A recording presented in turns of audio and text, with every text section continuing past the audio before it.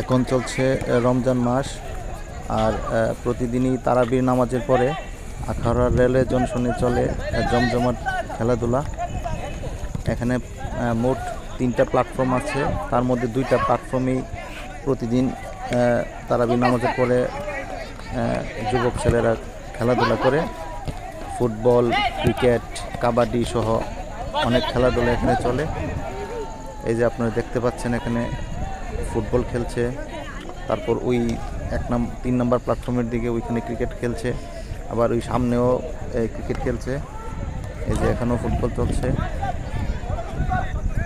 অনেক দর্শনার্থীরাও এই খেলা দেখার জন্য আশেপাশে ভিড় জমে দাঁড়াই থাকে। একটু ঝামেলা, ওই বলটা এদিক ওদিক হলে রেল লাইনে পড়ে যায়। এই যে এখানে শর্ট বাউন্ডারি ক্রিকেট চলছে। যাক, আপনারাও খেলতে চাইলে অথবা দেখতে চাইলে তারাবি নামাজের পর চলে আসতে পারেন এই আখাউড়া রেলওয়ে জংশনে। বাহ, দারুণ বল, এবং হ্যাঁ চার হলো না। বাহ, আবারও সুন্দর বল। ওই সামনের দিকে সিগন্যালের বাতিগুলো দেখা যাচ্ছে। এই যে আমাদের বিখ্যাত রেলওয়ে জংশন।